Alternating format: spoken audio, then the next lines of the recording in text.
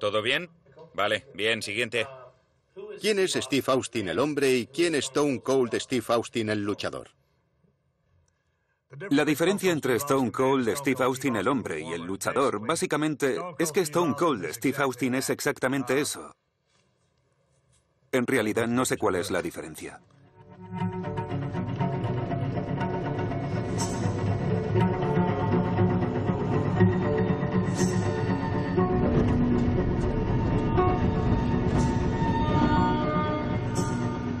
Steve Austin es una de las mayores superestrellas de la historia de la lucha libre profesional por la pasión que siente.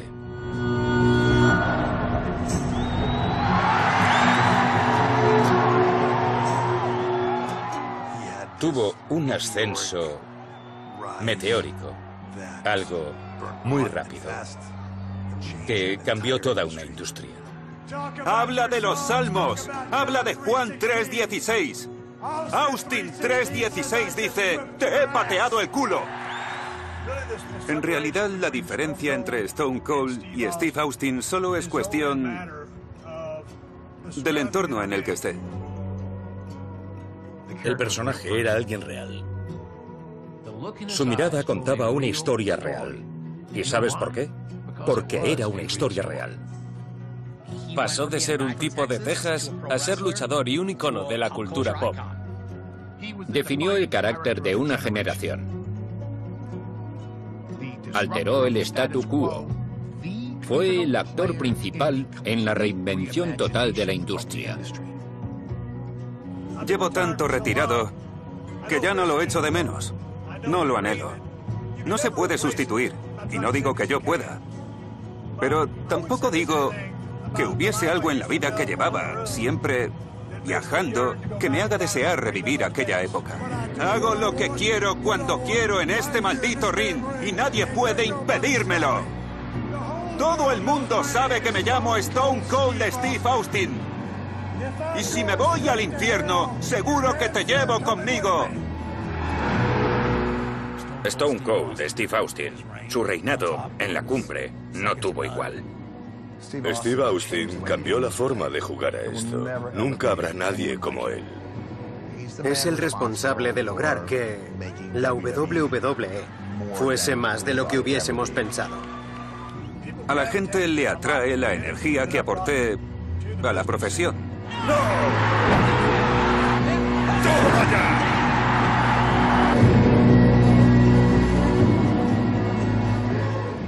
Steve no tuvo una carrera larga en la cima, pero tuvo un pico que, vaya, nadie se aproximará a eso. Stone Cold pertenece al show. Steve Austin es un tipo normal y acabaron metidos en el mismo paquete. Biografía. Stone Cold Steve Austin.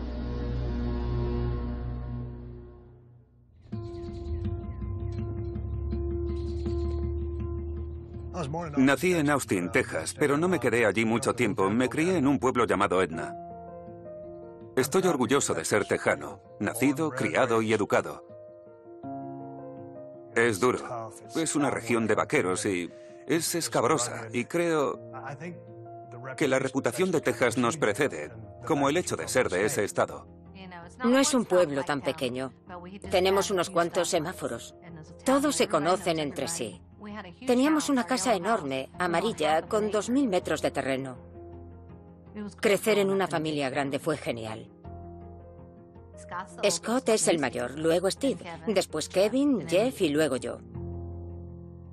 De niño Steve era muy tímido.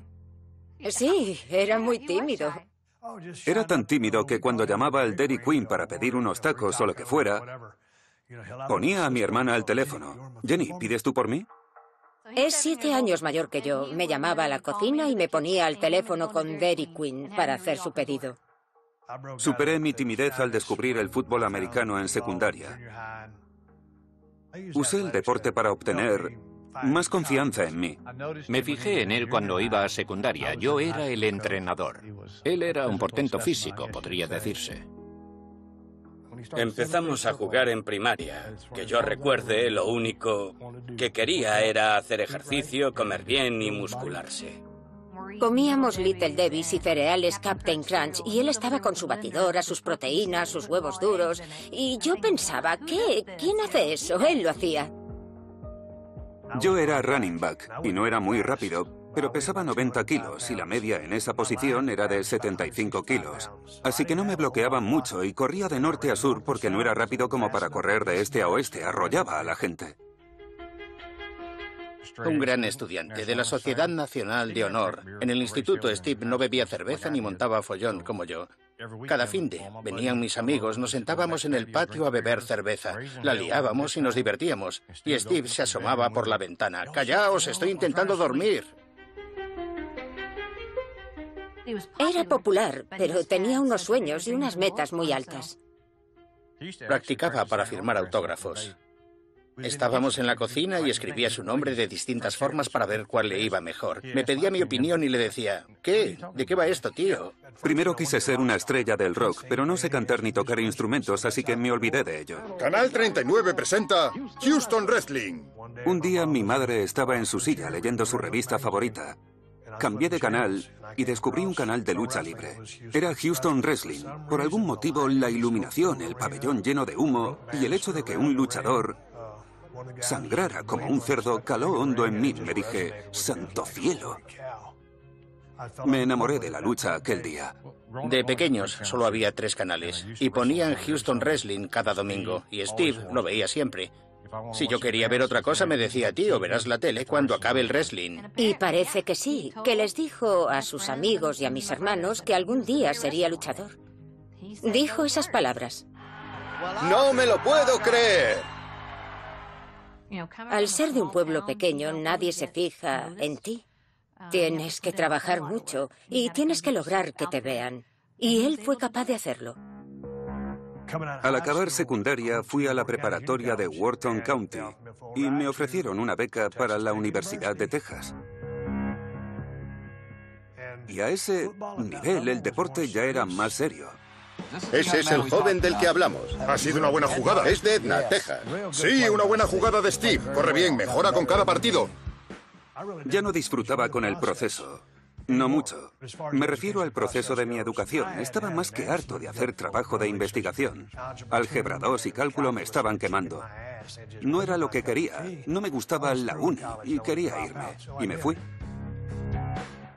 En la facultad teníamos contactos con la sección de deportes de Watkins Motor Lines. Faltando 17 horas dije, me largo de aquí. Prefiero trabajar cargando cajas por 400 pavos a la semana. Me encanta conducir elevadoras. Te podría sacar un diente con una. En Watkins Motor Lines estábamos a 50 kilómetros del Sportatorium de Dallas.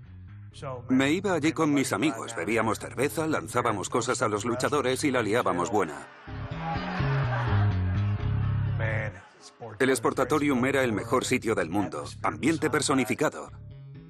Nunca olvidaré un día que mi amigo Rob y yo estábamos allí. Me toca y me dice, tío, eres tan grande como él, dedícate a esto, deberías ser luchador. Y yo dije, lo seré, lo seré.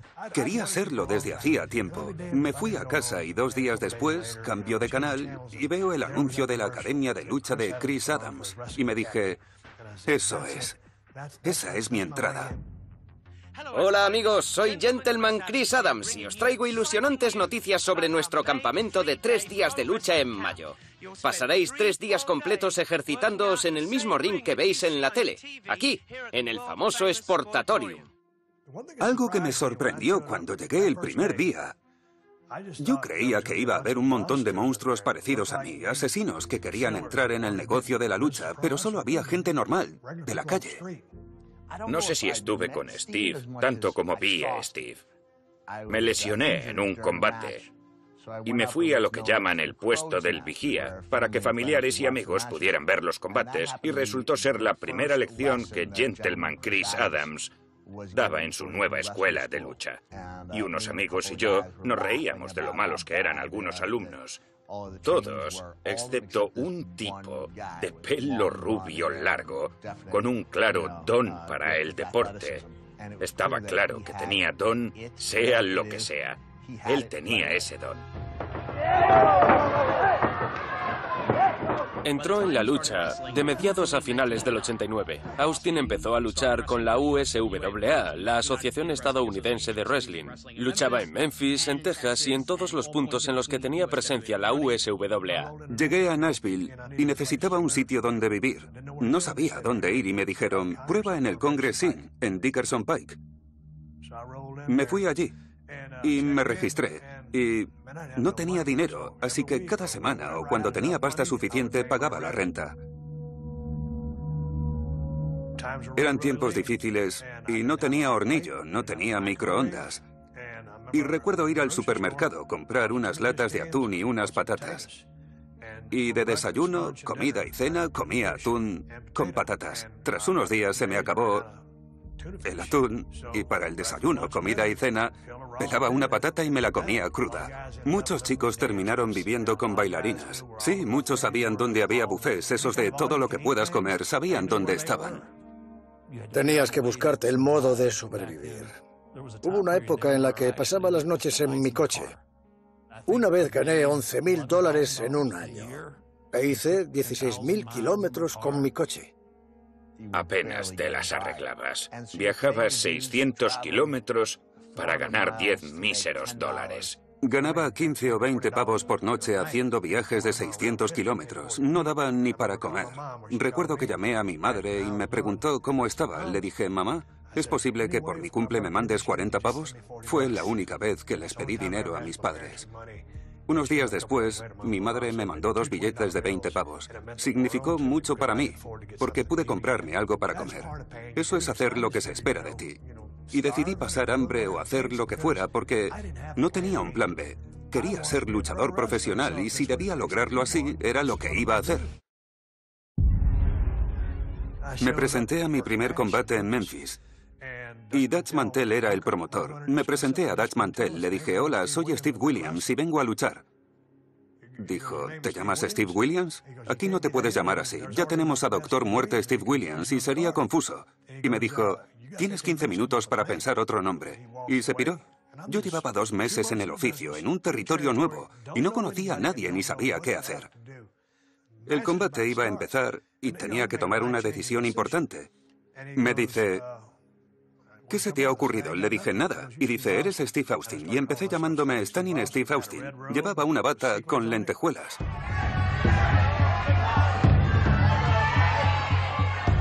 Solo luchaba. Iba al gimnasio por la mañana, cogía el coche, iba a luchar a algún sitio y volvía. Esa era mi vida. Yo era una esponja y estaba absorbiendo toda la información de las mentes que me pasaban la información recibida de generaciones anteriores. Me ha impresionado la habilidad de Steve Austin. ¿Cuánto ha subido en tan poco tiempo? Está demostrando que tiene potencial para llegar muy, muy lejos. Será una superestrella si se relaciona con la gente correcta y se sienta, escucha y aprende. ¡Sí, señor! Ves combates, escuchas al público y unes ambas cosas. A ver qué hacen. Oigamos la banda sonora. Eso funciona, eso no funciona.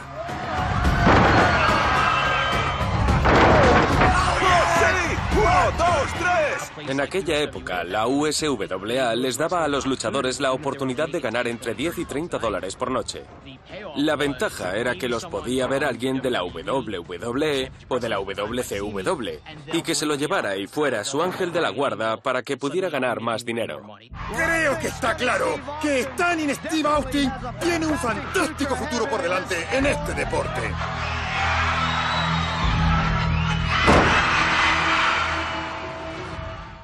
Yo entonces estaba en el comité de la WCW, la World Championship Wrestling. Teníamos el reto y la obligación de buscar caras nuevas, jóvenes y talentosos deportistas que pudiéramos mejorar con potencial. Y él tenía todo eso. En esa época, el acuerdo estándar con la WCW, y esto es de locos, era que ganabas 75.000 garantizados. Pasabas de ganar entre 20, 60 o 100 dólares por noche a 75.000 al año. Era un filón. Era el año 92-93. Y era mucho dinero, sobre todo viniendo de donde yo venía. La WCW era un nivel distinto. Más oportunidades en televisión, más exposición a nivel nacional. Bienvenidos a la World Championship Wrestling. Yo soy soy Missy Hyatt y hoy les quiero presentar a Stunning Steve Austin y a Vivacious Verónica. Fue mi primera aparición en un ring con la WCW y Missy Hyatt me iba a entrevistar. Yo iba por el pasillo, me encontraba en otro mundo, ¿vale? Y oigo que el presentador dice, ¿y de Hollywood, California? Y digo, ¿a quién demonios se refiere ese? Sigo hacia el ring. ¡Stunning Steve Austin! Y pensé, ¿cuándo se convirtió un tejano como yo con este acento en alguien de Hollywood, California? Quiero aprovechar este momento para darte la bienvenida a la World Championship Wrestling. Salgo, subo al ring y me entrevista a Missy Hyatt. Y tengo un moco enorme colgando de la nariz y me dije, ¿en serio? Mi primera aparición no fue grandiosa. ¡Stunning Steve Austin! Steve siempre tuvo una intensidad natural. No era prefabricada, no era artificial, era real. Se veía que recurría a su pasado deportista para aportar un realismo al combate que muy pocas personas podían igualar. ¿Has visto eso? Tuvo un recorrido sólido en la WCW. En un momento dado, formó parte de un equipo, de Hollywood Blondes. Era un equipo joven, dinámico y arrogante, que retaba a los veteranos que la empresa tenía en aquel momento. Pero siempre fue uno de los luchadores secundarios de la compañía. Creo que en la WCW nadie llegó a visualizar a Steve Austin como el mejor luchador. Yo era consciente de que había un nivel superior del que no formaba parte. Y si no ocurría algo, no podías llegar a formar parte de él.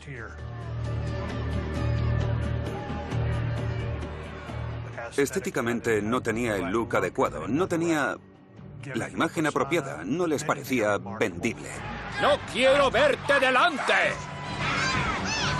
De la tierra del sol naciente. Estábamos en Japón en una gira de 3 semanas y la tercera noche de gira salté desde la cuerda superior para aplastar a un tipo. Se movió y se me salió el tríceps derecho del codo, así que luché 2 semanas y media con el tríceps roto. Y en cuanto llegué a los Estados Unidos me operaron por primera vez. Recuerdo que me llamó Eric Bischoff, que entonces dirigía la WCW. Me dijo, Steve, quiero que sepas que estás despedido. Así fue como ocurrió. Al día siguiente recibí un correo y me quedé sin empleo. Me quedé allí intentando curarme, sin ingresos. Tenía que pagar facturas y alimentar a mi familia. Me dije, ¿qué voy a hacer?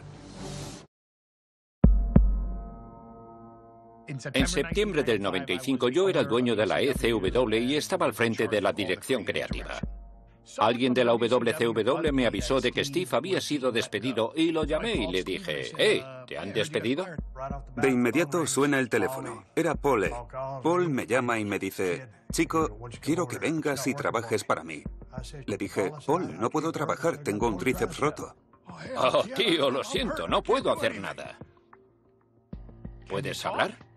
«Oh, tío, puedo hablar todo el día». «Ven aquí y hablamos». Le dije, ¿de qué me quieres hablar? Y me dijo, háblame de cómo te sientes. Si estás cabreado, ven y desahógate. Habla de eso. Quería aquella auténtica furia en mi programa de televisión. Allá me fui en avión a Filadelfia. Fuimos a aquel pabellón de la ECW que era un auténtico desastre. La ECW era el purgatorio, básicamente. Más próxima al infierno que al purgatorio. ECW es Extreme Championship Wrestling y me atrevería a decir que el apodo de extremo era merecido.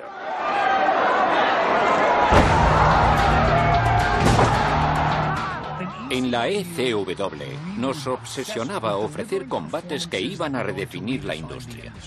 Queríamos hacer cosas que nunca se habían hecho.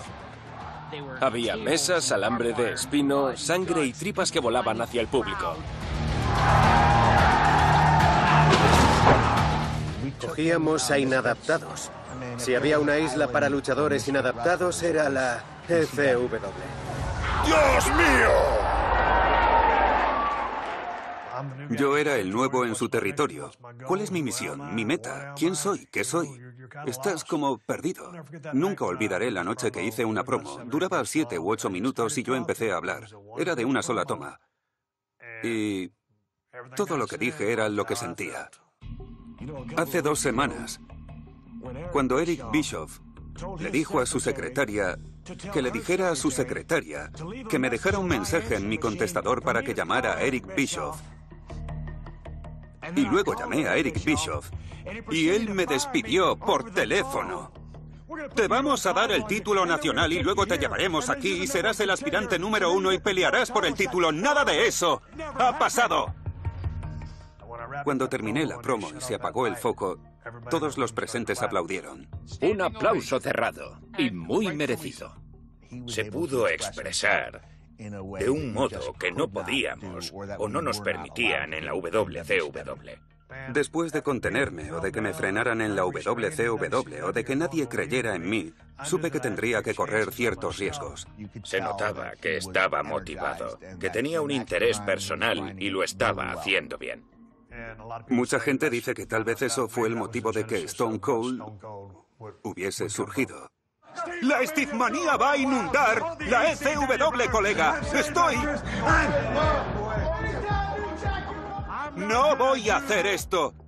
¡En ningún sitio! ¡Ni siquiera en la ECW! Jim Ross siempre admiró el talento de Steve. Y yo sabía que la ECW sería vulnerable y que Jim Ross se llevaría a Steve a la WWE. Cuando Steve hizo aquella entrevista en la ECW, Jim Ross vino a por él. Y con todo el derecho. ¿Cómo no? No me di cuenta de lo rápido que iba a pasar. La WWE subvencionaba a la ECW cuando Steve estaba allí. Así que lo observamos durante un tiempo, al menos yo. Solo tuve que esperar el momento adecuado para llevarlo a la WWE. Suena el teléfono, un teléfono marrón. Lo cojo. Steve, Vince McMahon. Hola Vince, ¿qué tal? Oye, te quiero traer como ringmaster, maestro del ring. Desde un punto de vista creativo, el personaje ringmaster era quien más rendía en el ring y podía hacerlo todo. Para mí ese era Steve Austin. Yo estaba allí escuchando el rollo de Vince y me dije, ¿ringmaster? En primer lugar suena fatal, pero lo más importante era que ganaría más dinero que en la ECW y no tenía otras opciones, así que dije, suena bien, hagámoslo. Cuando llegué a la WWE sabía que el territorio estaba mal, es decir, no iba bien, iban tirando. Pero cuando salimos, no sé, habría como un cuarto del aforo. Pero yo estaba dispuesto a formar parte del sistema porque era algo nuevo, algo grande. Y yo estaba tan mal que no podía comportarme como alguien importante porque no lo era. Era el ringmaster, una nueva estrategia muy mala. Y no sabía quién era ni lo que era. ¿En serio? No está ahí para impresionar a nadie con su aspecto, ni con su pelo bonito, ni nada. Solo quiere dar palizas y ganar combates. El personaje era exagerado porque no sabía lo que era o lo que debería ser. Como ringmaster no sabía quién era, lo que era, ni cómo hacer las cosas. Era confuso. Y al cabo de un tiempo dejé de ponerme calzones verdes porque no me prestaban atención y pensé, no tienen planes para mí. Vince miró a Steve. Vio a un tipo normal y dijo, no sé qué hacer con él y menos con ese acento. No me identifico con él, no hay nada en él con lo que me identifique. La primera impresión que me dio fue, estoy perdiendo el tiempo. No había forma de convertir a Ringmaster en cabeza de cartel. Me importa un comino quién fuese el responsable. No había nada en él. Y dije, esta estrategia no vale una mierda. Pasaron 6 meses. Vince vino y dijo, no me importa lo que haga. Si no está contento y quiere usar otro nombre, que lo haga. Yo vivía en una cabaña de troncos con 4 hectáreas en las afueras de Georgia, en Douglasville. Y estaba en mi cabaña tomando una birra. Y en HBO tenían un especial sobre Richard Kuklinski, Iceman. Richard Kuklinski era un asesino de la mafia, sanguinario, despiadado. Yo no apartaba la vista. Si lo estás viendo y te has bebido unas birras, piensas, aquí podría haber algo. Expuse el concepto y fue cuando empezaron a surgir ideas. Es una situación arriesgada. Hace poco que estás en la empresa. El señor McMahon ha aceptado que cambies de personaje y los creativos te han dado una lista. El hecho de que recuerde más nombres de Stone Cold que los terribles nombres que me dieron indica lo malos que eran. Había cogido 3 páginas de nombres como Fan McFrost, Snowman, Otto von Ruthless, Mr. Freeze, Ice Daga, Ice Daga, Cool Luke, Fan McCrost, Cool Cat, Chili McFreeze. Chili McFreeze.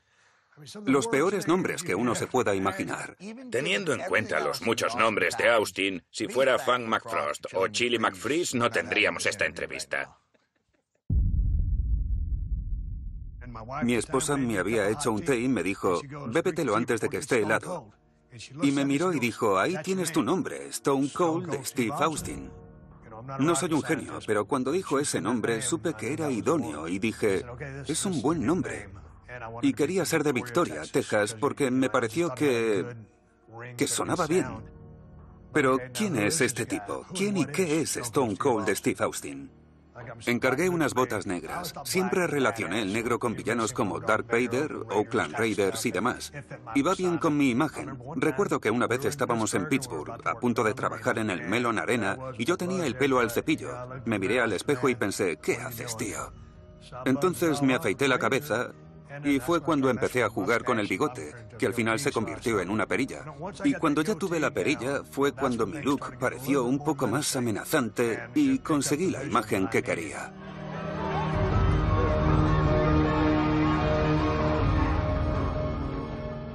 Yo creía en el personaje porque era una persona real. Steve aceptó bien la presentación de Stone Cold, Steve Austin. Le encantaba. Era suyo. Lo había creado. Tuvo el valor de apostar por sí mismo e insistir e insistir hasta que McMahon levantó las manos y dijo, vale, venga, probemos. Necesitaba una oportunidad. Dale una razón para estar en la cima.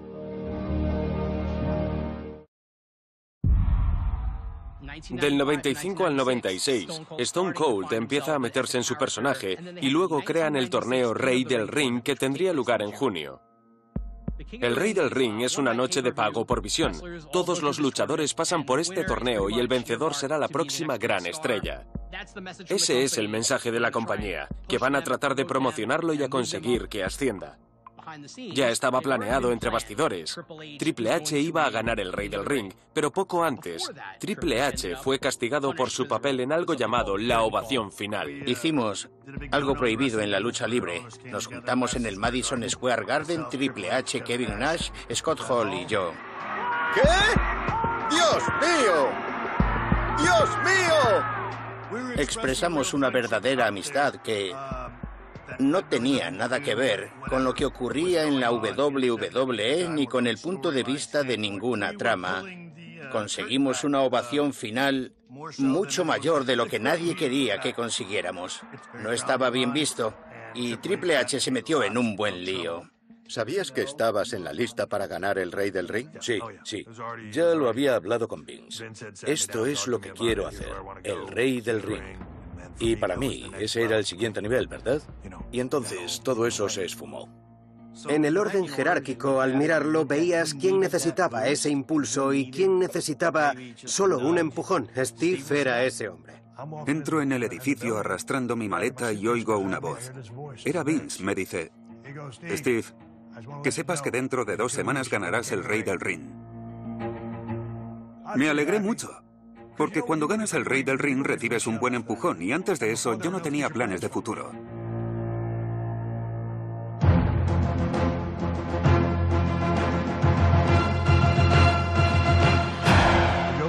Voy a Milwaukee, al Mecca Arena, salgo y trabajo con Mark Mero.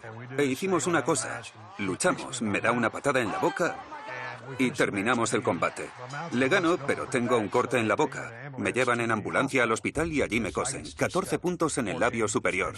Y me llevan de vuelta porque voy a luchar con Jake el Serpiente Roberts en la final y voy a ganarle para ser el Rey del Ring. Cuando llego tengo la boca cosida y en cuanto salgo de la ambulancia allí está Michael Hayes. Estábamos en la parte de atrás del Mecca Arena y él sale. Se dirigía al ring para enfrentarse a Jake. Se iba al ring, literalmente, y le dije, Jake ha hecho una promo. Y me dice, ¿qué ha dicho? Y le dije, ha usado citas de la Biblia y dice que va a ganar. Me compraron el alma con la sangre del cordero, pero ¿cómo voy a perder si salgo ahí sabiendo que el poder divino me alcanza desde arriba y me eleva? Y cuando me dijo eso, pensé en mi época de fútbol americano. En el kickoff siempre había carteles que ponían Juan 3:16 en la zona de field goal. De todos modos, salimos y luchamos. Y como mi labio estaba roto, fue un combate corto. Al acabar, voy a hacer la entrevista con Michael Hayes, que me dice... Aporreas tu Biblia y dices tus oraciones. Y eso no te ha llevado a ningún sitio. Habla de tus salmos. Habla de Juan 3:16. Austin 3:16 dice, te he pateado el culo. Austin 3:16 dice, te he pateado el culo. Austin 3:16 dice, te he pateado el culo. Te he pateado el culo. Te he pateado el culo. Y así nació una franquicia. Hubo unas vibraciones como las de un cohete al encender los motores para despegar. Ese fue el momento en el que el personaje se convirtió en una estrella. El epicentro de la explosión que ocurre al final. Recuerdo que mientras veía la promo pensé, están lanzando a ese tío. Y parte de mí pensaba, Dios, ese debería ser yo. Pero también yo no habría hecho esa promo. Y creo que los puntos que tenía en el labio al volver le añadieron cierta aura a la entrevista. Acababa de llegar del hospital y me vino eso a la cabeza. No sabía qué tipo de momento raro había creado. Y luego me di cuenta de que tenía que rematarlo, tenía que poner la guinda. Y ese es el balance final, porque Stone Cold lo dice. Y ese es el balance final porque Stone Cold lo dice. Fue perfecto. Bateé 2 veces y me apunté 2 Grand Slams en un evento que supuestamente no iba a ganar. La noche siguiente ya había pancartas que ponían Austin 3:16 y nos dimos cuenta de que habíamos dado en el clavo. La noche siguiente en Roa, se vieron pancartas con Austin 3:16 por todas las gradas. Recuerdo que en aquel momento pensé, tío, todo ocurre por un motivo, porque ahora este tipo va a ser la bomba. Un día, hablando con el de merchandising, sentado en el pabellón, me dice, Steven, en la oficina quieren hacer una camiseta tuya. ¿Tienes alguna idea? Y le dije, por supuesto que tengo ideas. Poned Austin 3:16 delante, un cráneo detrás y grabad Stone Cold. Vale, Steven. Hicieron las camisetas y se vendieron como rosquillas.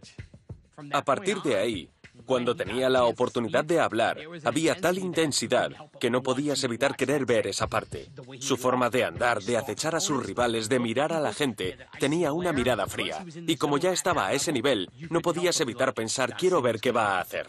¿Por qué me hacéis preguntas estúpidas? Creo que os daré una paliza ahora. Cállate. A Stone Cold nunca le ha importado nadie. No sé lo que es la presión, gordo. Porque tengo un buen racimo de plátanos y te puedo decir dónde meter cada uno de ellos. No vales ni el sudor de mi... Oye. frente. Mi madre me decía, Steven, has salido en la tele. Yo no dejaría que te vieras. Eres un trozo de basura. Oh, no. Coge tu cámara y cómetela, hijo. No me iré aún, así que deja de contar porque ya te lo he dicho, hijo. Tenemos un problema. ¡Nunca más! ¡No va a funcionar! ¡Es un ayudante de producción! ¡No! Ahora es el tío al que el público quiere.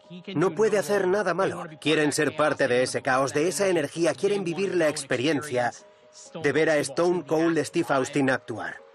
Empiezas a notar ese ímpetu, porque por fin estás obteniendo las respuestas que deseas de la gente. Así que ahora sí que os puedo transmitir algo. Durante ese periodo hice todo lo posible por entretener o tocar la fibra sensible para hacer sentir lo que yo sentía y canalizarlo. Me esforcé al máximo para transmitirlo y creo que conseguí que la gente tuviera fuertes emociones. Hay gente que cree que Steve surgió de la nada. Es un error por parte de mucha gente. Stone Cold vivía en su interior y tardó 10 años en salir. Si analizas ese momento, la WWE está en su punto más bajo. Solo podrían bajar más si cerraran el negocio o si diesen en quiebra. Él los llevó al éxito. El ascenso de Austin está intrínsecamente unido al ascenso de la WWE. Volvió a la vida. La llama se avivó. En 1997, Stone Cold está en su mejor momento. La compañía lo promociona como una de sus mayores estrellas. Trae ingresos, vende productos, gana dinero. A continuación, damas y caballeros, el combate por el campeonato. Owen Hart defiende su título contra Stone Cold Steve Austin. Owen y yo íbamos a hacer un gran combate y teníamos un plan en el que él acababa haciéndome un paso rompecuellos. Yo dije, tú arrodíllate, ¿vale? Porque necesito espacio. Y él dice, no, me siento. Le dije, pero te tienes que arrodillar. Y dijo, no. Cuando Owen dijo, yo lo hago así, confié en él porque era Owen Hart. Salimos, las cosas iban como tenían que ir y... va él y se sienta. Mi cabeza salía unos centímetros por debajo de su culo y golpeé en la lona. No quedé bien. ¡Veamos qué va a hacer Austin! ¡Oh, qué le parece eso! ¡Un golpe tombstone! ¡Terrible! ¡Es el golpe del enterrador! Sí, fue desagradable. Se notó al momento que Steve se había lesionado. Me temo que Austin se ha hecho daño. Fue como si alguien hiciera sonar un gong. Fue mi cráneo chocando contra el suelo del ring, justo en el centro. En ese momento no sentí nada, estaba paralizado y pensé, tío, podía haberme irritado o asustado, pero conservé la calma, solo dije, no me toquéis, no me puedo mover. Y él empezó a hacer tiempo porque creía que no me iba a mover más. En cuanto se lesionó, llamó a su mujer. Dijo, ¿te lastimaste de verdad o es un show? Y dijo, no, me he lesionado. Desde el 97 hasta hoy, lloro cada vez que recuerdo aquello. Yo pensaba, tengo que salir de este combate, tengo que salir para poder volver. Y Earl Hebner era el árbitro. Le dije a él, dile que se acerque para la victoria final. Yo podía mover los brazos y las piernas, y al intentarlo, si veis el vídeo, es como si las rodillas me chirriaran al querer ponerme a gatas. No podía gatear porque no sentía las manos. Me arrastré usando los codos. Vuelvo y él se deja ir sin intentar luchar. Fue la peor puesta en escena de la historia de la lucha. ¡Intenta! ¡No ha ganado! Yo estaba ido. Había estado tetrapléjico durante un minuto y mi mundo estaba patas arriba. Los árbitros fueron al ring e intentaron levantarme. Pasé los brazos por sus hombros y los aparté porque quería saludar al público y levantar el cinturón, y el único motivo para hacerlo era para decirle al público, estoy bien. Y si os fijáis, tengo los ojos abiertos, pero estoy como ido. Los árbitros me ayudaron a volver, pero voy arrastrando una pierna debido a los daños en el nervio. Vi que Steve se levantaba y que no notaba las piernas. No sé cómo demonios fue capaz de levantarse. La voluntad supera a veces lo que el cuerpo puede hacer. Creían que me había roto el cuello. No me lo había roto. Me dañé en la columna. Soy un tipo muy duro. Aquella noche fui duro al 1% y afortunado al 99%. Y por eso me emociono, porque si algo hubiera sido distinto, estaría en una silla de ruedas, no aquí hablando contigo. No habría pasado todo lo que pasó después. Todo pendía de un hilo. Pedid una ambulancia. ¿Dónde está la ambulancia? ¿Una ambulancia? ¿Quieres que llame a urgencias? Avisad al médico. No, dejad que respire. Me había puesto unos shorts. Estaba sentado contra la pared y estaba temblando. Empecé a llorar porque me estaba asustando mucho. Una lesión de esa magnitud hace que te cuestiones tu mortalidad. No es algo a lo que nos enfrentamos a menudo. Recuerdo que pasé el test en el hospital, pero el doctor me dijo, estás bien jodido. Al principio el doctor me dijo, no vas a volver al ring. Para un médico es fácil decirme, deberías pensar en dedicarte a otra cosa. Pero así es como Steve Austin se gana la vida. Llevo así 8 años. Austin 316 empezó hace año y medio y eso no lo voy a dejar por nadie. Nadie me va a echar de la lucha y no hay médico en el mundo que me obligue a dejarlo. Tardé mucho en llegar a la cima. Llegas a la cima y piensas, tío, vas a toda pastilla. vas a 160 por hora y de repente aparece un muro. Te paras en seco. Era la oportunidad por la que tanto había trabajado. Y en nada podía perderla. Tras esa grave lesión, mis deltoides me ardieron durante un par de semanas. Era como si alguien me echase ácido en ellos. Fue algo muy raro. Creía que nunca iba a pasar. Se convirtió en un picor y al final desapareció.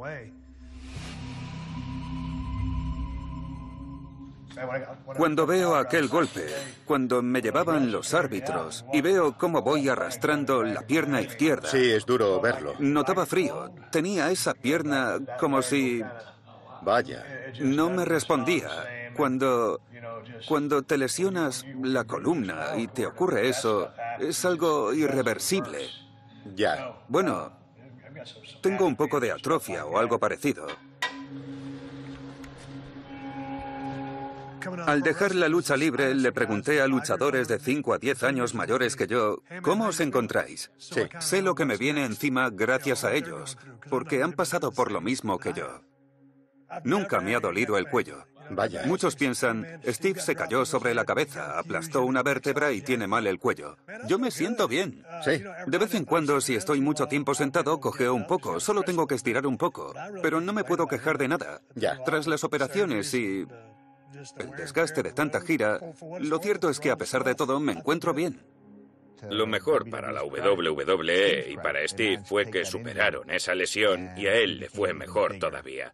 Se dice que en la WWE puede ocurrir cualquier cosa, y lo cierto es que nunca se han dicho unas palabras tan ciertas. Este es un esfuerzo por nuestra parte para abrir el sobre de la creatividad, por así llamarlo, y entretenerles de un modo más contemporáneo. Para mí, el principio de la era de la actitud fue el día en que a finales del 97 el señor McMahon se dirigió a la plantilla, admitió que los viejos tiempos habían pasado y que para tener éxito teníamos que poner nuestro énfasis personal en nuestros personajes. La era de la actitud fue un momento de la historia de la lucha libre en la que la WWE se volvió un poco más intensa. ¡Suéltame! ¡Vamos, suéltame! Más violenta, más caótica. Promocionan la sexualidad de las mujeres, promocionan tramas en las que se pasan de la raya. ¡Apártame el micrófono de la cara! Todos notamos el cambio que se estaba dando en la lucha. Y ese terremoto se alejaba de la era de los dibujos animados, de la de los superhéroes, en la lucha libre, para convertirse en un programa más intenso tipo reality. La era de la actitud fue la era de la realidad, la era de llevar los límites lo más lejos posible. Fue la edad de oro. Parte de la era de la actitud fue una mezcla de realidad y ficción. Fue más real, con más versiones de nosotros con el volumen a tope. ¡Chúpalo! Me imagino que lo del chúpalo probablemente causó más suspensiones y castigos en los colegios que ninguna otra cosa en la historia educativa del país. Vimos lo mejor que nos podía ofrecer la gente. ¡Es Austin! Y Steve resultó ser el mejor para llevarlo a cabo. Estaba en la estratosfera. ¡Dios! ¡Steve! Fue ¡No! la ¡No! época de la santa mierda. El cristal de Steve con el que siempre aparecía era la santa mierda.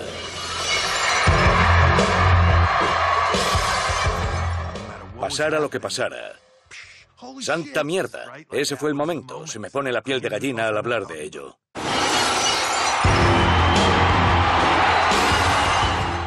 Tanto si el aforo era de 2.000, 20.000 o 100.000, sabían que al romperse el cristal iba a salir un mal bicho a repartir estopa. Cuando se rompía el cristal, venía él sacudiendo así la cabeza, mascullando palabrotas, y veías aquella actitud.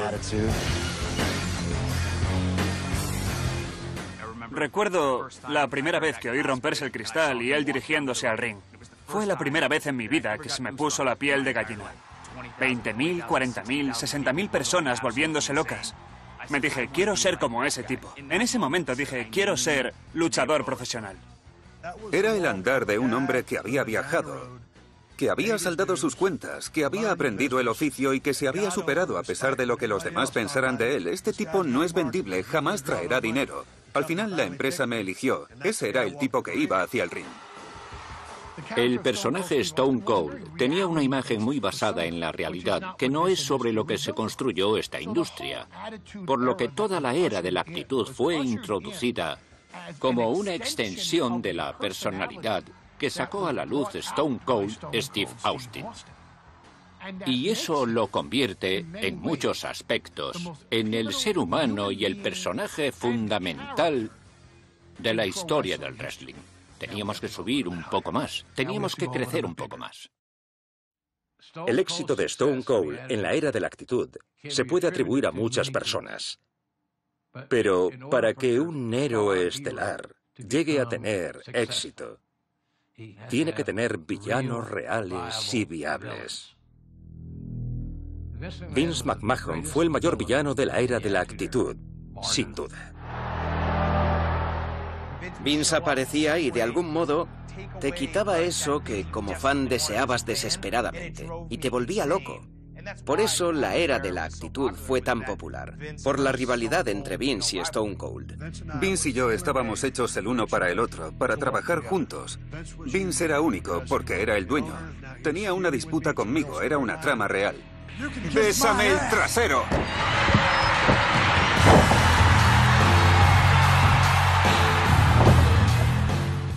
Y de repente ya no era solo lucha libre. Era un tío que era un empleado contra su jefe. Y todos somos empleados, que tenemos un jefe. Y a veces al empleado no le gusta lo que su jefe le ha dicho o le ha hecho. ¡Que te den! ¡Estás despedido! Vince está loco. De verdad. Eso no está muy lejos de lo que Vince haría como el señor McMahon. El señor McMahon como personaje no se parece en nada a mí, que quede claro. Pero es arrogante. Soy un empresario apuesto y próspero. Es rico. Dije de etiqueta. Trata a la gente como basura. Pensar en ti, Austin, me pone enfermo. Me entran ganas de vomitar. La gente cotidiana se identificaba con Steve y veían al señor McMahon como el sistema que los oprimía.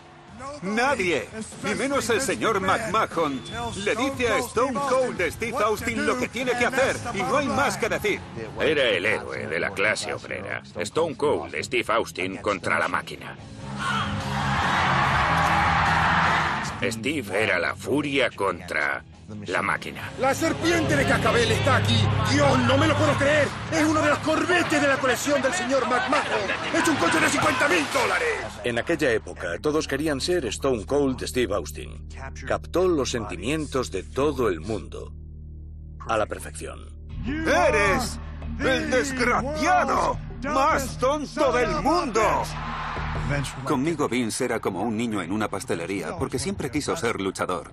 Finalmente tuvo la ocasión de participar, no de supervisar y dar instrucciones. Algunos de los vaqueros y shorts que me ponía eran ajustadísimos. Me impedían levantar la pierna lo suficiente. El objetivo siempre es la barriga, pero cuando no puedes levantar bien la pierna, justo debajo del estómago están los testículos. No sabía a dónde iban las patadas. No tiene ni idea. Solo iba a contactar con algo que tenía delante. Muchas veces le di justo en los cataplines y me decía, cuidado, Steve. Si Steve te da una patada en los Países Bajos, por así decirlo, es muy fácil venderlo. Teníamos que seguir subiendo el listón, así que... ¡Stone Cold! ¿Qué podía hacer Stone Cold para lograrlo? Teníamos muchas cosas. ¿Qué puede hacer Steve? ¿Alguna locura? No sé, llegar al ring en una pulidora de hielo. ¿En serio? ¿Eso pasó? ¡Una pulidora de hielo!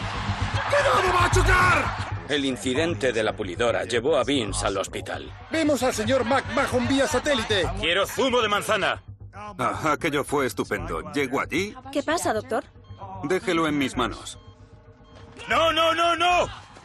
Le dije, me preocupa pegarte con la cuña, porque era de acero inoxidable, es un metal duro. Y me dijo, maldita sea, Steve, hazlo. Veía a Steve paseando por el pasillo del hospital. Iba golpeándose la cabeza con la maldita cuña. Eran solo unos toques. Cuando te ganas la vida golpeando a la gente con objetos, te vuelves un experto en golpear con objetos para ganarte la vida. Y cuando lo hice, estiré la mano, la cogí y le di con ella.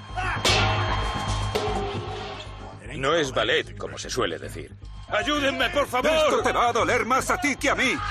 Adoro a Vince. Haría cualquier cosa por mí. Y yo por él también. De vez en cuando aparece alguien muy especial. Y Steve lo es. Hubo una época en la que todo lo que hacíamos era un éxito total. Y si no era total, entonces era un mal día. En su auge, la cara de Steve era una de las más reconocibles del mundo. Las camisetas Austin 316 ya estaban en Spencer's Gifts, en Hot Topic y en Walmart. Y entrabas en Fowley's o en Macy's y tenían Austin 316. Estaban en todas partes. Él se llevaba 25 céntimos, ganó 1 millón vendiéndolas. Si miras, los gráficos de ventas, las camisetas de Steve Austin siguen entre las más vendidas en la WWE incluso hoy. Me di cuenta cuando su mujer y yo íbamos a ir a Las Vegas. Cada persona que había en la calle llevaba una camiseta de Steve Austin. Una locura. Si encendías la tele, en todos los night shows... ¡Un aplauso para Stone Cold Steve Austin! Es un placer estar aquí. ¡Sí! Stone Cold Steve Austin por el bloque. ¡La casilla secreta Stone Cold! Estaba en todos los programas de ese tipo. Anuncios... ¿Me das otra de esas? Claro. La lucha libre llegó como un tsunami. Gracias, Dan. Me ayuda. En aquella época, en SportsCenter no había mucha lucha y recuerdo aquel tsunami. Nos aceptes o no nos aceptes, ahí vamos. Yo ni siquiera era fan de la lucha libre, pero tuvo tal éxito que fue la corriente dominante. Demos la bienvenida a Stone Cold Steve Austin. Él estaba por encima. Personas que no eran fans de la lucha o a las que no les importaba, sabían quién era Stone Cold. Cuando te expandes de ese modo, sabes que lo has logrado. Hola, tío. ¿Qué tal? Encantado. Lo mismo digo. Soy un gran fan. Gracias, te lo agradezco.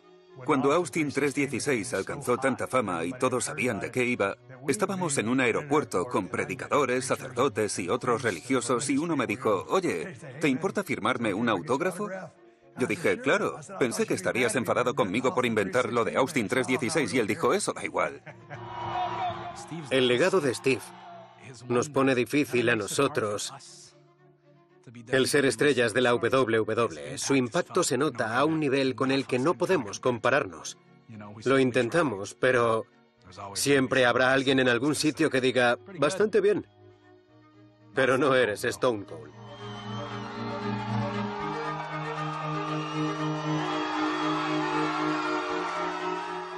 Cuando estaba en pleno auge, durante la era de la actitud, era un abarrote. Era como si llegaran los Beatles. Era increíble.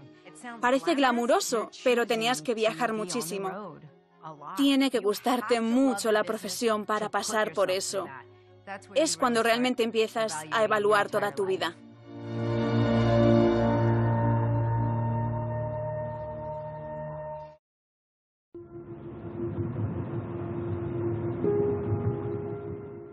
Cuando te mueves como yo me movía, es difícil hacer algo más que ser un luchador, porque te consume todo el tiempo, trabajas sin parar los 365 días del año. Eres un esclavo de la carretera y no quieres dejarlo nunca, porque si lo dejas te vuelves blando. Yo nunca estaba en casa, es la receta para el desastre. Todo parece divertido en la tele. Pero no es todo televisión. La tele es solo una pequeña parte de tu vida al hacer ese trabajo. La presión era inmensa para él. Y en parte se debía a que hacía muchas cosas. Según le aumentaba la presión laboral, aumentaba la de su hogar y la presión familiar. Y... sí, es mucho, es mucho. Es lo malo de este negocio. Tienes los problemas personales que todo el mundo tiene.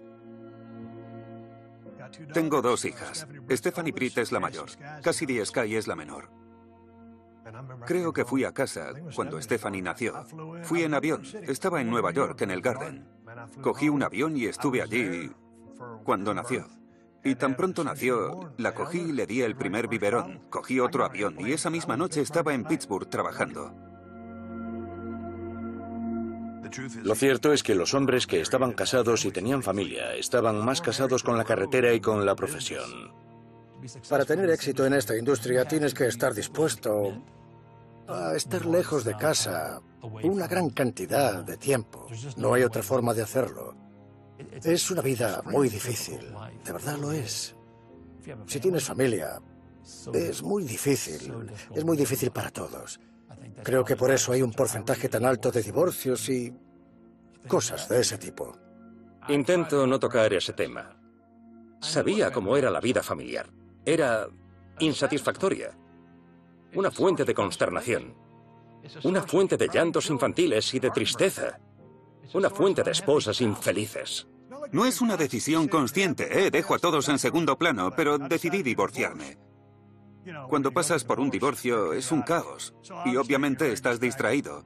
Yo vivía en una casa, pero cuando me divorcié me mudé a una prefabricada pequeña a unos kilómetros de allí. Y aunque tenía dolor o lo que se tenga en un divorcio, cuando me mudé a la prefabricada, entre ella y yo, no sé por qué, hubo sinergia. Tenía la tele sobre 2 bloques de cemento y una tabla y mi nevera, ¿sabes? A tope de birras. Lástima que el matrimonio no funcionara, pero encontré consuelo en la casa prefabricada. Puedes estar en la profesión y tener una vida completa, pero todo lo demás es como ruido blanco. Metí todos los huevos en la misma cesta, es lo que suelo hacer. Y mi prioridad número 1 era yo. ¿Egoísta? Lo era. Y me iba a llevar a mí mismo y a todo el negocio a la cima, haciéndolo lo mejor posible. La grandeza exige sacrificio. Y es un precio que mucha gente no está dispuesta a pagar, porque hay cierta intensidad en ello. Hay una obligación con tu propia visión y tus sueños a la que te tienes que entregar a toda costa, por encima de todos y todo lo demás de tu vida, tú incluido. Dejas tus propios intereses a un lado, tus sueños y aspiraciones sobre lo que quieres conseguir. Tuvo varios matrimonios que no prosperaron, tuvo amistades que nunca serán reparadas, pero ese es el precio a pagar para poder ver el trabajo que has hecho y oír decir a quienes te rodean: ha cambiado el juego. Soy muy exigente. Fui luchador profesional. He vivido y moriré por ello. Se lo tomaba a pecho. Quería que todo fuera perfecto. Y siempre asumió el reto de ser creativo. Mantuvo contenta a su estrella. Mantén felices a tus talentos lo mejor que puedas. Si no creas nuevas estrellas, no puedes mantener a tus superestrellas en la cima. Y cuando Steve se convirtió en la gran estrella del negocio, sabía que necesitaba una nueva tanda de nuevas estrellas con las que trabajar. El señor McMahon no podía ser su par, porque una vez que estuvieron juntos en el ring no fue un buen combate. Necesitabas a alguien al que poder mirar y decir: ese tipo puede estar a la altura de Steve Austin. ¡Vais a oler lo que la Roca está cocinando! El rival para Stone Cold debería salir en la tele con frecuencia y pasar unos 6 meses sin perder. Hay que ir sembrando. ¿Te imaginas cómo será ese cuando se enfrente a Stone Cold algún día?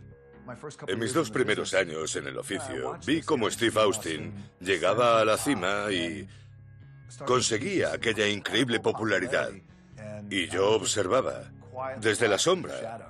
Estudiaba su comportamiento y cómo funcionaba, porque era el puesto en el que yo quería estar.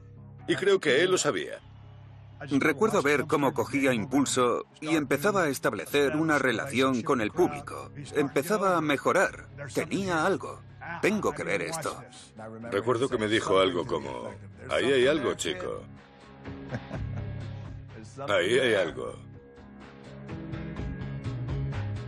Había un vínculo, como si fuera un hermano mayor, y luego supimos que íbamos a converger y que íbamos a trabajar juntos.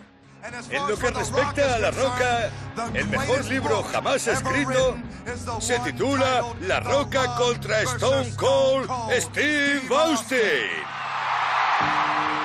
Eran un dúo natural. Tenían una gran química. Creo que Steve y La Roca se caían bien. Eso ayudaba y ambos se subieron a esa ola. La Roca y Stone Cold en WrestleMania. Me encantaba la relación entre La Roca y Steve, porque ambos eran muy competitivos. Siempre se estaban preguntando cómo se sentía el otro, cómo estaba el otro. Nunca se perdían de vista. Se impulsaban, se mejoraban mutuamente. En la lucha profesional, solo puedes controlar hasta cierto punto. Y después de eso, se vuelve intangible.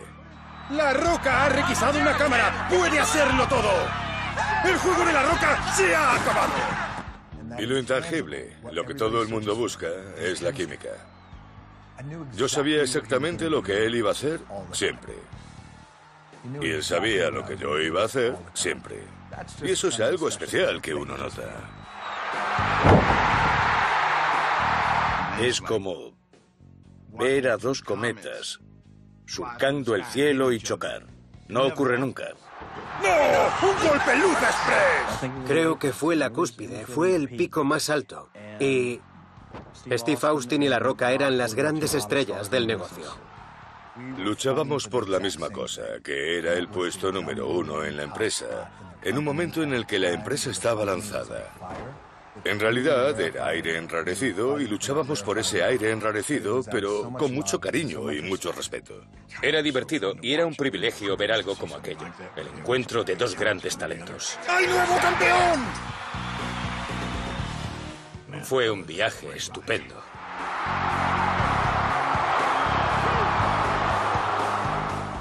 La Roca y yo nunca íbamos juntos. Él iba con otra gente, pero cada vez que nos veíamos era como la última vez. Es una amistad que es para siempre. Fue un tipo que me miró y dijo, tú y yo, vamos a salir y vamos a ir al baile. Esa decisión de acogerme bajo su ala me cambió la vida. Steve será el primero en decirte que solo tiene un pequeño grupo de amigos. No será tu mejor amigo solo por ser tu mejor amigo. Dicen que en la cima se está solo y creo que Steve estaba muy solo. Yo iba por libre. Era un lobo solitario. Mi sitio estaba en la cima, en lo alto de la lista. Hay muchos celos. Me aplicaba algo que se me había ocurrido hacía años. NCEN, no confíes en nadie. NCN, no confíes en nadie, es una frase pegadiza. No sé si es la mejor forma de ir por la vida, pero era como iba Steve por la vida en esa época. Esa frase, no confíes en nadie, no era parte del personaje de Steve. Enfadado, amargado, paranoico. Había mucho de eso. Steve es un tipo reservado, lo es. Nunca hablaba de su vida privada. De vez en cuando te decía algo sobre su familia, pero la mayor parte del tiempo se guardaba todo para él. La gente siempre me preguntaba por mis hijas. En el pasado no hablaba mucho de ellas debido a la tensa relación por el hecho de que yo siempre estaba fuera. Nunca fui el padre del año, porque siempre estaba de viaje. De vez en cuando pasaba en casa mis 2 días libres, preparaba unos filetes a la parrilla y bebía cerveza. Esa era mi aportación. Detesto decir eso, pero era así. Sabía que las quería, pero no estaba allí.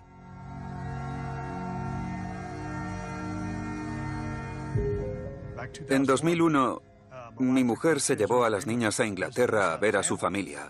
Y ocurrió el 11S. Fue cuando a todos, o al menos a ella, le daba miedo volar. Se quedaron allí. De todos modos, yo siempre estaba fuera, así que, ¿qué más daba? Siguieron allí y se quedaron. Con el tiempo llamé a Stephanie solo para hablar con ellas. Y cuando empezamos a hablar, tenía acento londinense. Cuando colgué el teléfono, me eché a llorar como un bebé, porque antes hablaba igual que yo. Mejor o peor, pero sin palabrotas. Tenía mi mismo acento y al oírla con acento inglés, sí, me afectó. Fue como, vale, ¿qué hice mal? ¿Qué pude hacer mejor? Y no hay más que decir porque Stone Cold lo ha dicho. Ahora que son mayores, estamos creando una relación mejor. Ahora que tienen sus propios intereses, las apoyo. Si las puedo aconsejar, lo hago. A pesar de todo el mal rollo que hubo, ahora hablamos. La relación, que era muy tensa, ha mejorado. Pero solo son los cimientos, porque en realidad, tras tantos años, seguimos sin conocernos tan bien como deberíamos. Ese fue el pacto faustiano que hizo consigo mismo para poder obsesivamente perseguir el éxito que él sabía en su fuero interno que él podía conseguir. Tienes que conseguirlo mientras puedes y luego esperar poder compensar las otras cosas que dejaste a un lado mientras tú te ibas a vivir tu sueño. Eso acarrea muchas víctimas y debes estar dispuesto a aceptarlo. Es una ventana pequeña. Para la mayoría es una ventana muy pequeña.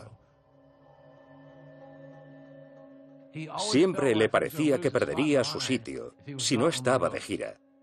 No puedo ir a casa, tengo que viajar con el resto de los chicos, porque algún otro hará un gran combate y se fijarán en él y no en mí. Ese impulso, ese deseo, nunca se apartó de él. Siempre que alguien tiene éxito, tiene un enfoque práctico. Steve tenía un enfoque muy práctico cuando se trataba de presentar lo que iba a hacer. Steve era muy exigente, pero Steve podía ser el culpable de esto apesta. Vale, apesta, Steve. ¿Cómo quieres mejorarlo? No lo sé, leches, eres escritor, escribe algo. Steve se enfadaba, lo tiraba y se largaba. Esa fue la época en que La Roca lo estaba petando en Hollywood. Y Steve Austin necesitaba un nuevo par. Era fácil mantener y manejar a Steve siempre que hubiera un rival preparado para él. ¿Y por qué no? Eso fue lo que le generó mucha frustración. Se quejaba de sus rivales, de quienes trabajaban con él. Traedme buenos villanos que estén preparados. Nadie ha sido preparado para mí.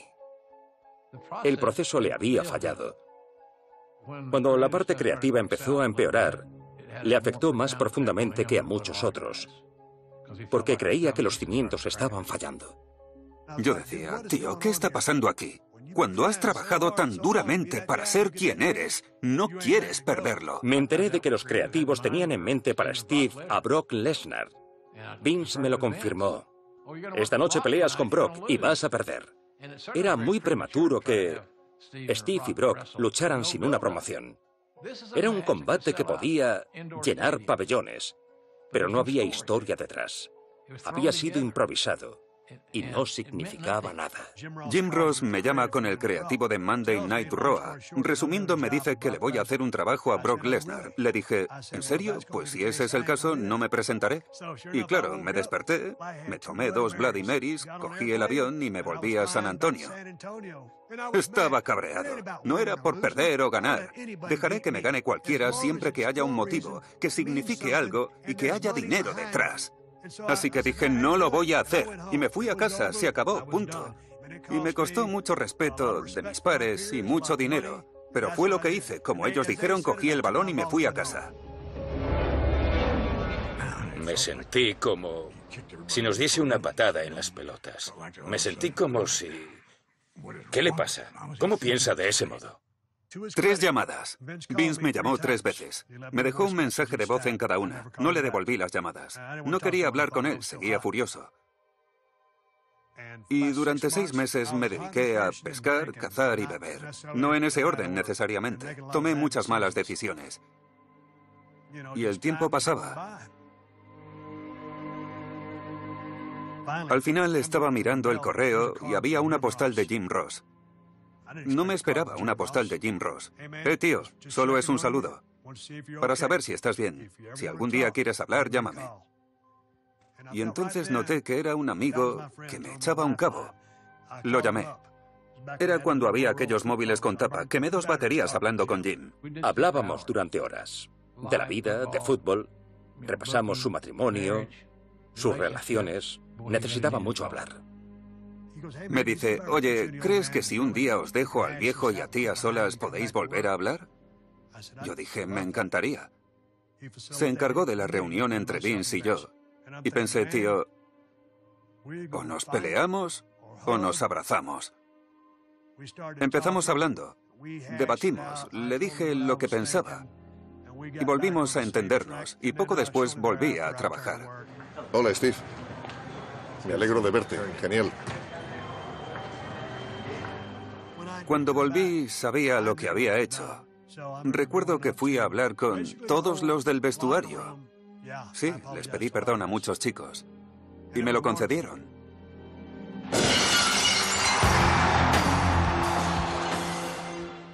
Stone Cold Steve Austin ha vuelto y os garantizo que voy a armar más jaleo en este ring que nunca antes en mi vida.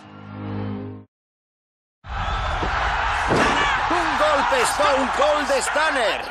Volví durante unos meses, pero es un trabajo muy duro. Una vez estaba en el camerino con Bruce Pritchard y me empezó a saltar un nervio en una pierna. Fue como si todo mi sistema nervioso se colapsara. Tenía atrofia en las manos y otras cosas. Era como... Si finalmente empezara a relajarme, me dijo, tío, ¿cuándo te va a hacer tu cuerpo señales suficientes de que necesitas largarte?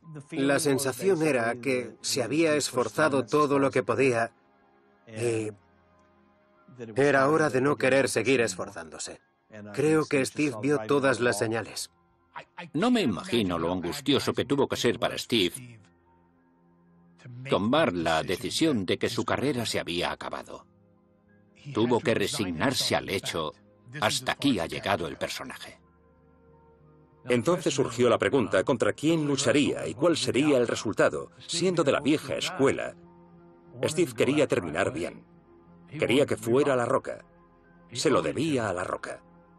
Pero no quería distraer a La Roca con una victoria, solo porque era su último combate. Y lo guardamos en secreto, que era lo más profesional, y demostraba un gran respeto por Dwayne. Es más que lucha libre, me caía bien La Roca, y no se lo dije a nadie. Obviamente Vince y Jim Ross lo sabían, y se lo dije a La Roca. Cuando supe que su último combate iba a ser contra mí, tuve emociones encontradas. Nos abrazamos y ahora eso me emociona porque era el final de una carrera que había sido de gran influencia, no solo para mí, sino para el mundo de la lucha libre que amamos. Me dolió dejarlo, fue duro tomar esa decisión, pero pensé que era la mejor decisión para mí. Creo que los días anteriores a WrestleMania 19 fueron tristes para él. ¿Cómo lo voy a hacer? ¿Voy a cumplir? ¿Qué va a decir la gente? ¿Cómo voy a quedar? El día anterior yo estaba en el gimnasio. Era una época en la que bebía 3 botellas de vino por noche, 2 cafés por la mañana para levantarme y mogollón de bebidas energéticas para poder seguir. Estaba deshidratado, mis pies saltaban con las reacciones nerviosas y pensé, tío, ¿qué está pasando? Estaba hospedado en el Hotel Grand Hyatt en Seattle. Subí a la planta en la que estaba y al salir del ascensor se me salía el corazón del pecho con palpitaciones duras y rápidas. Me asusté mucho, pensé, me muero, ha salido mi número, me toca. Vi a una empleada de la WWE, Liz DiFabio, por el pasillo. La miré y se dio cuenta de que estaba como si tuviera un infarto. Le dije, Liz, tengo problemas. Me bajaron a urgencias y me hicieron un montón de test. Creyeron que tenía una embolia pulmonar. Pensaron muchas cosas y el caso es que, en resumen, estaba deshidratado por beber demasiado alcohol y demasiada cafeína. Y finalmente era hora de dejarlo. Vince y yo estábamos allí. Se preocupó muchísimo. Pensó demasiado en la situación. Me desperté a la mañana siguiente. El médico no me quería dar el alta, no para luchar. Pero iba a luchar, y a luchar contra La Roca. Llego al lugar. Hola, tío. Voy caminando y viendo que todos se estaban preparando. Hola, buenas. Hola, Steve. ¿Cómo estáis? ¿Qué pasa, tío? Si hablaba con alguien, si decía algo, iba a ponerme a llorar. Cuando tomas la decisión de dejar tu pasión número 1, lo que más amas, tío, debes superarlo. Y estuve así todo el día. Nos preparamos para el combate y pensaban, vale, tío, a darlo todo, y si te explota el corazón... Si me muero en el ring, ¿qué mejor lugar para ello que en Mania, en el centro del ring con La Roca? Y claro, no se puede planear una muerte mejor. ¡Para esto estamos aquí! La Roca ha dicho que va a consolar a Stone Cold Steve Austin. Lo veía todo, lo sentía todo, y lo notaba todo. El olor, la sensación, el cariño, el tono del lugar.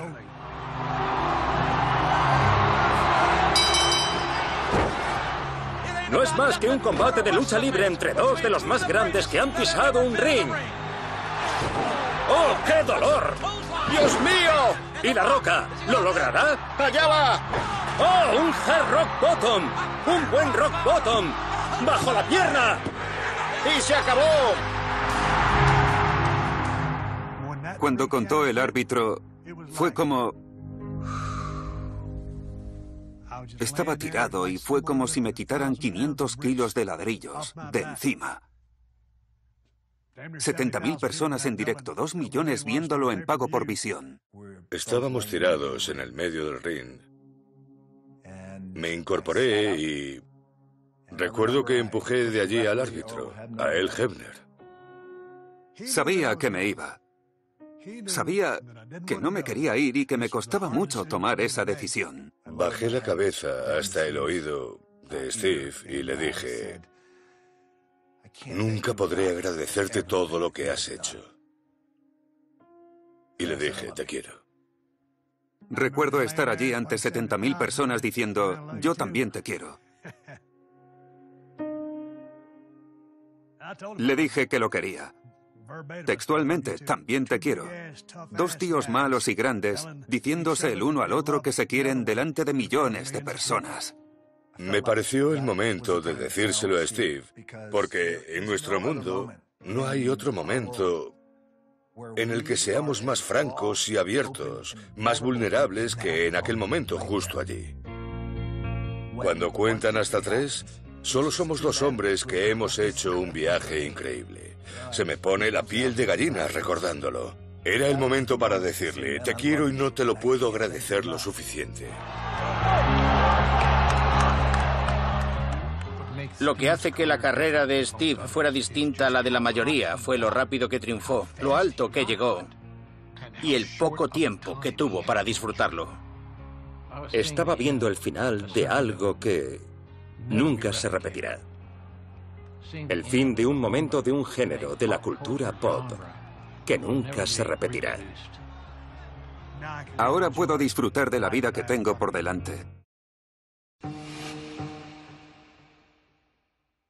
La jubilación suena bien, y allí estaba yo, sin hacer nada, volviéndome loco. Sinceramente, bebí muchísimo. Sé que estuvo un poco perdido después de tener que dejar su profesión, intentando redefinirse y ver cómo es la vida tras la lucha libre. Me dijo que pasó 3 años donde solo bebía, comía y estaba deprimido. Te voy a contar algo real. Un día me desperté, me miré al espejo y dije, tío, las cosas que estás haciendo no te van a llevar a vivir una larga vida. Debes cambiar de actitud. Tardé 3 años, todo fastidiado, para recuperar la sensatez y decir, ¿sabes qué? Tuviste que dejar la profesión. Ahora no estás haciendo nada. Será mejor que te vayas a Los Ángeles e intentes sacarle jugo, al menos, aparte de ese nombre que tanto tiempo te llevó a crear. ¡Mírame, pedazo de basura! Dices por ahí que me vencerías en un combate. Yo no diría eso. ¡A trabajar, Hollywood! Al principio vine a California para poder actuar. Enseguida vi que no me apetecía hacer eso. Y cuando descubrí los programas de entrevistas, supe que había encontrado mi espacio. Soy Stone Cold Steve Austin, Jerry el Rey Lawler, mi siguiente invitado en Broken Skull Sessions. Vedlo y no lo repetiré porque yo lo digo. Genial. Y así empecé en el podcast. Fue solo para seguir en contacto con la gente. Creo que todo está basado en la historia de lo que invertí en la cuadratura del círculo. Tiene el podcast que hace, presenta varios programas en la tele. Yo diría que la diferencia entre el Stone Cold de ahora y el de antes es que ya no tiene presión. Ahora soy un civil. Tardé en convertirme en un civil, pero ya lo soy. Mi problema es que tengo una personalidad tipo A y siempre tengo prisa, incluso cuando no tengo nada que hacer. Este es Brownie, un labrador que salvamos hace 3 semanas. Estas son mis Kawasaki KRX-1000. Este es mi Corvette, una KLX 450. Esta furgo es una Chevy C10 del 66. Ya no soy luchador. Me divertí siéndolo, pero al final se trata de vivir.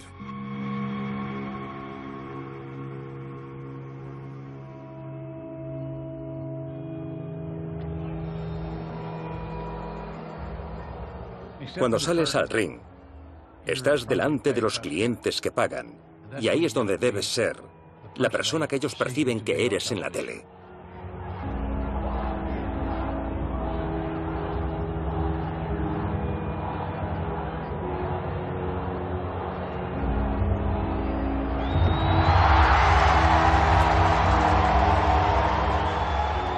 Y eres esa persona desde que sales tras la cortina hasta el último paso que das al volver a entrar por ella.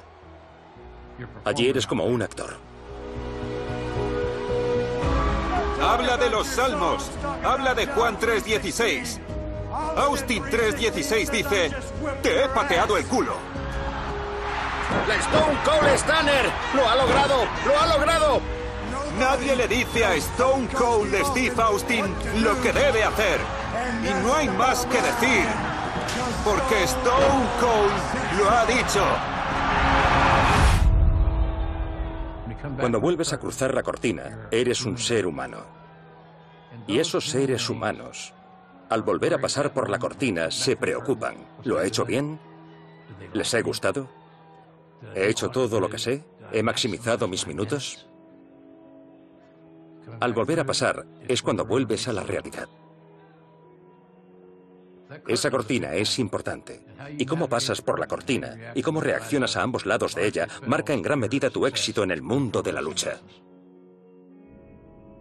Mira, me pusieron en una situación muy buena y tuve la oportunidad de disfrutar mucho haciendo algo que me encanta, pero voy aquí sentado en este asiento y sigo siendo Steve, el tío de Edna.